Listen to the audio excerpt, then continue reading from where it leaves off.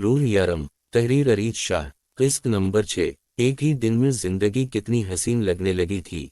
इसका शौहर न सिर्फ देखने में अच्छा था, बल्कि बात भी कितनी मोहब्बत से करता था।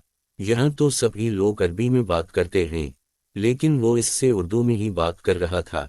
अम्मी इतनी अच्छी कैसे हो गई कि उसकी शादी इतने हसीन आदमी से कर दी, तो क्या इन्हें तब अपनी बेटियों का ख्याल ना आया था? यह सच में वो इसकी भलाई चाहती थी। वो अपनी सोचों उलझी पूरा हाल देख चुकी थी। इसे तो घर ही लग रहा था, लेकिन खाना रख के जाने वाले आदमी ने उसे बताया था कि ये घर नहीं है, बल्कि काम की जगह है। कमरे में आराम करने के लिए भी कोई चीज ना थी सिवाय कुर्सी के। वो उसे जिस कमरे में छोड़कर गया था वहीं बैठी गई। आगे पीछे जाने का तो सवाल ही पैदा नहीं होता था। अगर वो अपने शौहर की मर्जी के खिलाफ कोई काम करती और वो इससे रोक जाता तो अभी तो वो ठीक से जानती भी नहीं, तो कैसे मनाती वो उसे। इसने कहा था तुम खाना खा कर यही आराम करो, वापस आके बातें करेंगे। मैं क्या बात करूंगी उनसे? वो शर्माती घबराती बैठ के सोचती रही। क्या पहले भी बेवकूफों की तरह बोलना शुरू हो गई? अब नहीं बोलूंगी ऐसे, सोच समझ कर बात करूंगी। वो ये ना समझे कि मैं पागल हूं, मैं आपकी कुछ मदद कर दूं। इसने यहाँ एक चीज जो बहुत ज्यादा नोट की, वो ये थी एक आदमी हाल साफ करने की चीज लेके खड़ा था और हर 5-10 मिनट के बाद सफाई करना शुरू कर देता, जबकि रूह को तो हाल बहुत साफ सुथरा लग रहा था। शायद उसी आदमी की मेहनत का कमाल था। 9 मीम हम कर लेंगे, आप आराम करें। आदमी का लहजा अरबी, लेकिन बात वो उर्दू में कर रहा था। यहाँ पे सब लोग उर्दू में बात करते हैं। इससे रहा ना गया तो पूछने लगी, जी मीम, यहाँ सभी लोग उर्दू में बात करते हैं। जिसको उर्दू नहीं आती वो सीख लेता है, जैसे मैंने सीखी। डेवल अपने सारे काम उर्दू में करवाते हैं ताकि मुखालिफ पार्टी हमें ना समझ सके। सामने खड़े आदमी ने उसे तफसील से समझाया। शायद इसे अभी तक ये बात पता नहीं थी कि वो मासूमा नहीं बल्कि कोई और है। हुस्न तुम जाओ, मैं उनसे बात करती हूँ। रूह ने मुड़कर देखा तो सुबह दरवाजे वाली लड़की खड़ी थी, लेकिन अब इसके कपड़े कुछ और थे। इसे देखकर जरा मुस्कुराई और इशारे से उसे अंदर कमरे में बुलाया। रूह भी इसके पीछे चल दी। नाम क्या है तुम्हारा? असने मुस्कुरा कर पूछा, तो रूह भी जरा सा मुस्कुराई। रूहे नूर, मैं लैला हूँ, यहाँ काम करती हूँ।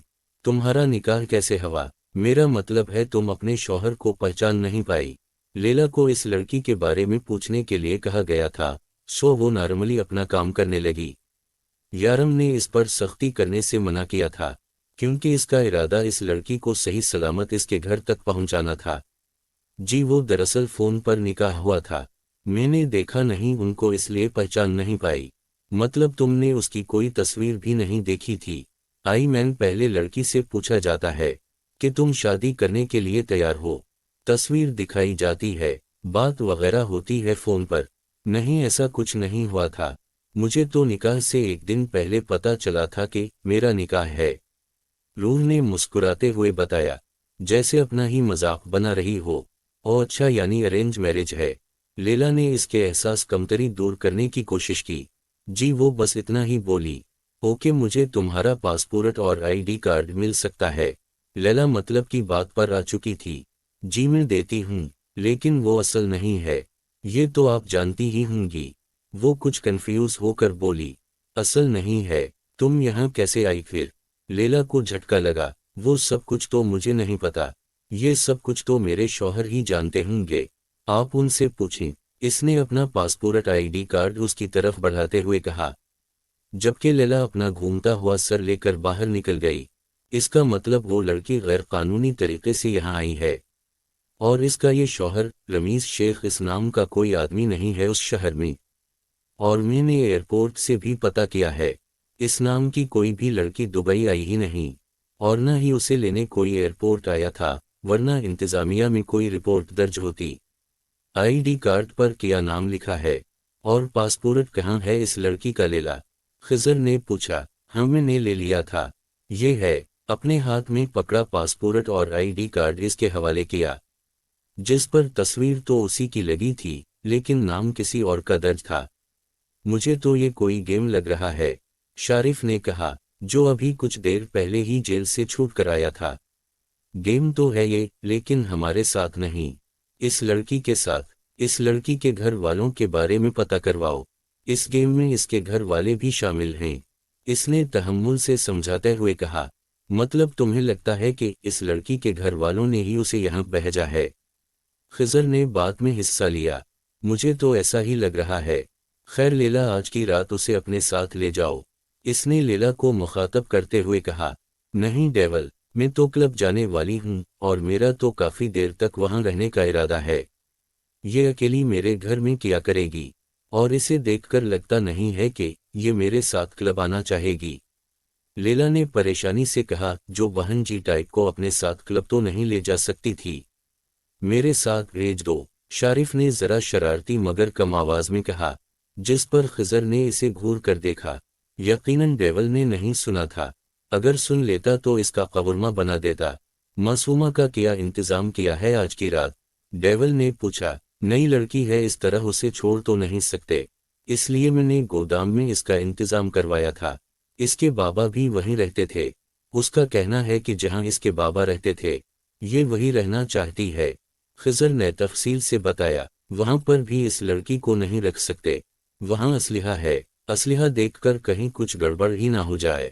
لیلا نے کہا، اور کسی ہوٹل میں بھی نہیں رکھ سکتے، اگر پولیس کو شک ہو گیا تو مزید مصیبت۔ شارف نے کہا، ٹھیک ہے یہ میرے ساتھ رہے گی۔ ڈیول نے کچھ سوچتے ہوئے تینوں کے سر پر دھماکہ کیا۔ تمہارے ساتھ کیوں رہے گی وہ؟ لیلا نے پناہ غصہ دباتے ہوئے کہا۔ لیلا، میں تمہارے آگے جواب دہ نہیں ہوں اور یہ بات آخری بار بتا رہا ہوں۔ اسے لگتا ہے کہ میں اس کا شوہر ہوں، اگر میرے ہوتے ہوئے وہ کہیں بھی اور گئی تو مزید مسئلہ بن جائے گا۔ میں گناہ گار بندہ ہوں، اس لڑکی کے ساتھ کچھ بھی برا نہیں ہونے دے سکتا اور اس کی مدد نہ کر کے مزید گناہگار نہیں ہو سکتا۔ اسے صحیح سلامت اس کے گھر پہنچاؤں گا، تب تک اس لڑکی کو پتہ نہیں چلنا چاہیے کہ ہم کیا کرتے ہیں اور کون ہیں۔ نارمل انسانوں کی طرح اس کے ساتھ رہو، خاص کر کے تم، اس نے لیلا کو گھورتے ہوئے کہا۔ لیکن وہ تمہیں اپنا ہزبنڈ سمجھتی ہے ڈیول، اس نے ہزبنڈ پر زور دیتے ہوئے کہا۔ ہاں، لیکن میں اسے اپنی بیوی نہیں سمجھوں گا، میری نظر میں وہ کسی اور کی بیوی ہے، اور ہم تب تک اس کی غلط فہمی ہم دور نہیں کر سکتے جب تک یہاں سے چلی نہیں جاتی۔ اگر کسی کو پتہ چل گیا کہ یہاں کوئی انجان لڑکی ہمارے ساتھ ہے، سب سے پہلے انسپیکٹر سارم الرٹ ہوگا، وہ تو پہلے ہی ہمارے پیچھے پڑا ہے، صرف ایک موقع کی تلاش میں ہے، وہ صرف ایک، وہ بھی تم میں سے کسی کی نہیں بلکہ میری ایک غلطی پر نظر رکھے ہوئے ہے، اور میں اسے موقع نہیں دے سکتا۔ اور اگر لڑکی کو پتہ چل گیا کہ ہم کون ہیں تو سب سے پہلے یہ پولیس میں جائے گی۔ مجھے سمجھ میں نہیں آتا انسپیکٹر سارم تمہارے پیچھے کیوں پڑا ہے؟ ہم سب بھی تو ہیں۔ میں کتنی بار اس کا دھیان تمہارے اوپر سے ہٹا کر اپنی طرف دلانے کی کوشش کی، لیکن پھر سے وہ تمہارے خلاف ثبوت کیوں ڈھونڈنے لگتا ہے؟ انسپیکٹر سارم ہمیں کیوں کچھ نہیں کہتا؟ کیونکہ اگر درخت سے سارے پتے اتار کر کہیں بھی دیے جائیں تو بھی درخت نئے پتے اگا لیتا ہے، لیکن اگر اسی درخت کو زمین سے اکھاڑ کر پھینک دیا جائے تو وہ بنجر ہو جائے گا اور اس کے سب پتے سوکھ جائیں گے۔ انسپیکٹر سارم کی نظر درخت پہ ہے، پتوں پر نہیں۔ وہ صبح 10 بجے سے لے کر اب تک اسی کمرے میں بیٹھی تھی۔ وہ سفر کی وجہ سے اتنی تھکی ہوئی تھی، لیکن پھر بھی یہاں پر کوئی آرام کرنے کے لیے جگہ نہ تھی۔ اسے آرام کرنے کی عادت بھی نہ تھی، سارا دن تو وہ کسی نہ کسی کام پر لگی رہتی اور اب بھی کمرے میں گھوم رہی تھی۔ جب آہستہ سے دروازہ کھٹکھٹا کر وہ اندر آیا، گھر چلیں، لہجے میں اب بھی وہی نرماہٹ تھی۔ وہ مسکرائی، جی چلیں۔ اس نے صبح سے وہی برقع پہن رکھا تھا۔ وہ اپنا سامان اٹھنے لگی تو یارم نے اسے منع کر دیا۔ تم رہنے دو، میرا آدمی لے آئے گا۔ اسے چلنے کا اشارہ کر کے وہ آگے چل دیا۔ وہ بھی جلدی سے اس کے پیچھے آئی۔ وہاں کھڑے آدمی نے اس کے لیے گاڑی کا دروازہ کھولا۔ ٹیلی ویژن ڈراموں میں اسی طرح سے نوکروں کو دروازہ کھولتے دیکھتی تھی۔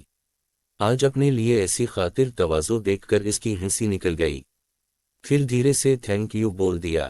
گاڑی میں ان دونوں میں کوئی بات نہ ہوئی۔ پھر ایک جگہ یارم نے گاڑی روکی اور گاڑی سے نکل کر نہ جانے کہاں چلا گیا۔ آگے پیچھے نظر دوڑاتی جب روح کی نظر سڑک پر گئی، اس نے جب چھوٹے چھوٹے بچوں کو سڑک پر لیٹے ہوئے دیکھا تو سوچنے لگی، یا اللہ یہ سب ضرور میری طرح یتیم ہوں گے۔ بچوں کی بے بسی دیکھا اسے اپنا بچپن یاد آنے لگا۔ اسے پتہ بھی نہ چلا کہ کب یارم گاڑی میں آ کر بیٹھا اور گاڑی سٹارٹ ہو گئی۔ خاموشی طویل تھی۔ لگتا ہے ہوا پانی بدلنے کی وجہ سے تمہاری طبیعت خراب ہو رہی ہے۔ کب سے اس کی سونسوں کی آواز سنتا بولا۔ نہیں میں تو بالکل ٹھیک ہوں، اس نے رندی ہوئی آواز میں کہا۔ او اچھا تم رو رہی ہو؟ یارم نے اب اس کے چہرے کو دیکھتے ہوئے کہا۔ کیوں رو رہی ہو تم؟ یارم خود بھی سمجھ نہ پایا کہ یہ سوال اس نے کیوں پوچھا ہے۔ شاید اس نے اس طرح سے کسی کو کبھی روتے ہوئے نہیں دیکھا تھا۔ وہاں چھوٹے بچے، اس نے بات ادھوری چھوڑ دی۔ کیا پاکستان میں بھیکاری نہیں ہیں؟ اس نے آرام سے پوچھا۔ ہیں، لیکن سڑک پہ نہیں سوتے۔ وہ اسے یہ نہیں کہہ پائی کہ وہ کبھی گھر سے باہر نکل کر سڑکوں پر ایسے سوتے کسی بھیکاری کو دیکھ نہیں پائی۔ خاموشی ایک پر پھر سے چھا گئی۔ گاڑی ایک بلڈنگ کے قریب آ کر رکی۔ یہاں سے اندر چلی جاؤ، یہ چابی پکڑو، فلیٹ نمبر 8، اور یہ کھانا بھی لے جاؤ، میں گاڑی پارک کر کے آتا ہوں۔ یارم نے اسے چابی اور کھانا پکڑاتے ہوئے کہا۔ وہ فورا گاڑی سے باہر نکل گئی، لیکن اندر نہیں گئی بلکہ وہیں کھڑی ہو کر اس کا انتظار کرنے لگی۔ وہ اسے یہ کیسے کہتی کہ اسے اکیلے جانے میں ڈر لگتا ہے؟ کیا سوچے گا وہ کہ یہ ہر چیز سے ڈرتی ہے؟ اسی لیے وہیں رک کر اس کا انتظار کرنے لگی۔ تقریباً 4-5 منٹ میں وہ اس کے ساتھ آ کر رکا۔ وہ میں آپ کا انتظار کر رہی تھی، اس نے پوچھا۔ نہیں، لیکن پھر بھی روح بتانے لگی۔ ٹھیک ہے چلو۔ اس کے ہاتھ سے چابی لے کر وہ آگے کی طرف چلنے لگا۔ ایک نیا سفر تھا اس کے لیے۔ وہ اس کے قدم سے قدم ملا کر چلنے لگی۔ اس نے لفٹ کا بٹن پریس کیا۔ لفٹ نے انہیں ان کی منزل تک پہنچایا۔ وہ اس کی ہر حرکت کو غور سے دیکھ رہی تھی۔ اس کے چہرے کو دیکھ کر بار بار ایک عجیب سی شرم اسے گھیرتی تھی۔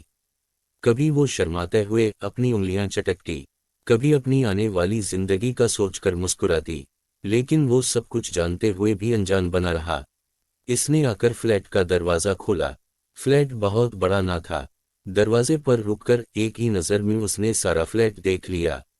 2 بیڈ روم، ایک کچن، باتھ روم کا دروازہ کہیں نہیں تھا۔ ضرور بیڈ روم کے ساتھ تھا، لیکن فلیٹ بالکل صاف ستھرا تھا۔ تم یہاں بیٹھو، میں کھانا نکال کے لاتا ہوں۔ اس نے اسے بیٹھنے کا اشارہ کیا۔